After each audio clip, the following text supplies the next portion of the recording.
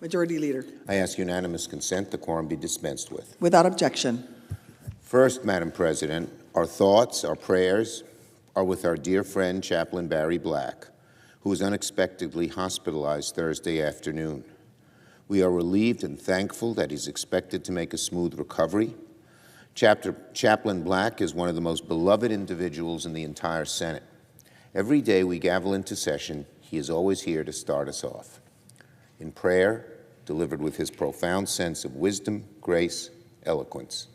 So we pray for the chaplain and can't wait to see him back very soon. Now on drone sightings. Yesterday, Madam President, I called on Homeland Security Secretary Mayorkas to quickly deploy any available drone detecting tools to help New York and New Jersey deal with the mysterious drone sightings of the past few weeks. This week, I will also come to the floor of the Senate to seek passage of legislation that will give local officials greater authority to swiftly respond to these sightings. The reports of the past few weeks have ignited immense anxiety and confusion for millions of people across the Northeast. Thankfully, there's no reason to believe these drone sightings pose a national security threat. But even so, they can be disruptive if they fly over restrictive airspace, particularly near airports and bases. While there's no shortage of reports about possible drone activity, we still have very few answers on where some of these drones come from and who may be operating them. The people of New York and New Jersey have a lot of questions and haven't gotten many answers. We know one thing, though. Local officials now don't have the resources nor authority to get to the bottom of what's happening. This is federal jurisdiction, but of course, because drones are so new and there are so many in so many different places, including recreational users, that we need to do a lot more. So to repeat, this week, I will move for the Senate to pass legislation giving local officials the tools and authorities necessary to act, and in lockstep with the Department of Homeland Security to act quickly. This week, I will move for the Senate to pass legislation giving local officials the tools and authorities necessary to act quickly and in lockstep with the Department of Homeland Security and other agencies. Local authorities can do a lot to help answer our questions, but right now they're not empowered to do so because the federal government has total jurisdiction. In the meantime, I urge DHS to take all necessary action to deploy as many drone detecting resources as possible. Right now, they have not deployed close to enough, and that's why these questions that so many people have are going unanswered. Some of the new technology, like the Robin systems, are 360-degree radar. They can see at 360 degrees, not at one beam, and could go a long way to help local officials collect real data about where these drones are coming from. So I want to see a flock of Robin-like technology systems deployed across the New York City metropolitan area. So we need the Department of Homeland Security to spring into action. Senate business. On the NDA, the CR, WRDA, and NOMS. The Senate gavels back into session for a very busy week. We must finish our work on the NDAA.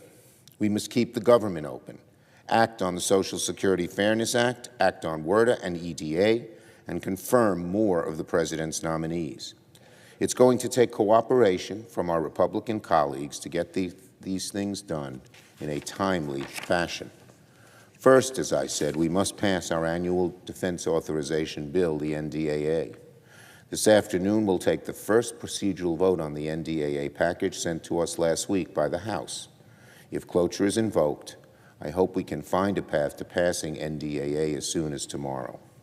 This year's NDAA is not a perfect bill, but it nonetheless has some good things that Democrats fought hard for, and that will strengthen military families and boost tech innovation here at home, something very important to me and to you, Madam President. To be sure, the NDAA has some bad provisions Democrats would not have included, and there are other provisions that were left out of NDAA, which we still hope can get done elsewhere. I want to thank Chairman Reed, Member Wicker, and all the members of the Armed Services Committee for their good work on this year's defense bill. On another matter, by the end of the week, the Senate must also pass a temporary extension of government funding before December 20th, or else the government will shut down right before Christmas.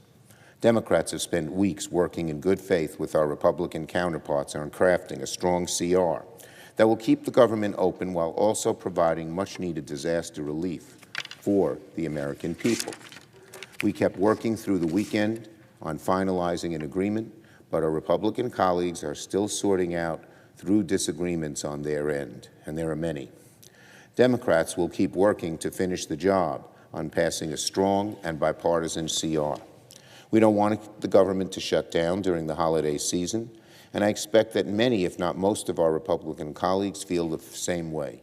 So let's finish the job. Besides keeping the government open, the Senate will also vote later this week on reauthorizing WRDA and the Economic Development Administration. Reauthorizing WRDA, the Water Resources Development Act, is vital for strengthening America's ports and waterways, preventing flood damage, protecting our wetlands, boosting our economy. Reauthorizing the EDA would provide critical investments in infrastructure, workforce, and domestic supply chains that will help the U.S. outcompete the rest of the world. The House passed WRDA and EDA with overwhelming bipartisan support last week. We expect it to pass here with equally robust support, and will work with our Republican colleagues on finding time to hold a floor vote. I thank them for working with us to get these bills done. Finally, before I get to the Social Security Fairness Act, the Senate will also be working on nominations. Later today, I will file cloture on the nominations of Benjamin Cheeks to be U.S. District Attorney for the Southern District of California, and Serena Murillo to be the U.S. District Judge for the Central District of California. Members should be ready to vote on and confirm these outstanding public servants as soon as Wednesday. I'll have more to say on our outstanding nominees throughout the week. Now on Social Security. This week, the Senate will vote to take up a bipartisan piece of legislation that impacts millions of public retirees and their spouses, the Social Security Fairness Act. I'm proud to co-sponsor this bill with my good friend, Senator Brown, as a staunch advocate for working Americans, and he is a very staunch advocate as well. The Senate has a golden opportunity to deliver for our retired firefighters, postal workers, teachers, other public servants who are retired by passing the Social Security Fairness Act this week. The bill would ensure no public retiree or spouse is denied their well-deserved Social Security benefits by repealing two widely criticized policies that have eaten away at the benefits of millions of people: the windfall elimination provision, WEP, and the government pension offset, GPO. Many of these retirees have contributed towards Social Security for years, but are being penalized because at one point they worked as a teacher, a firefighter, a postal worker, a police officer, or some other public sector job. The bill has already won immense support from Democrats and Republicans alike. In fact, the House passed the bill with an overwhelming 327 to 75 vote margin. There's no reason for the outcome to be different in the Senate. Senate Democrats are ready to vote yes on this legislation, and we hope our Republican colleagues will join us. Retirees have been pushing for action on WEP and GPO for decades, and this week the Senate's going to act.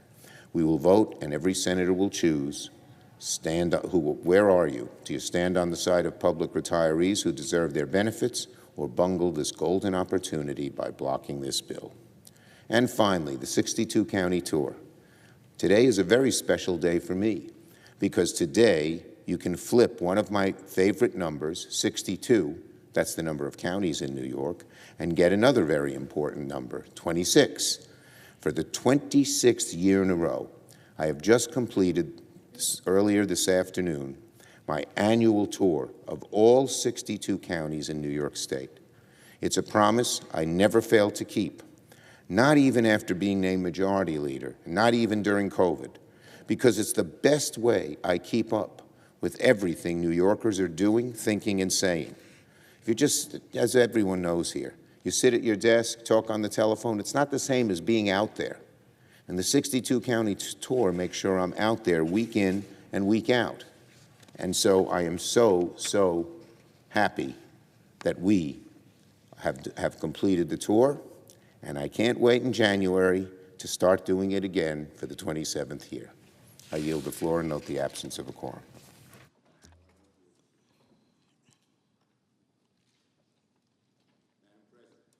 Majority Leader. I move to proceed to executive session to consider calendar 849. The question is on the motion. All those in favor say aye. Aye. All opposed, no. The ayes appear to have it. The ayes do have it. The motion is agreed to. The clerk will report the nomination. Nomination, the Judiciary, Benjamin J. Cheeks of California to be United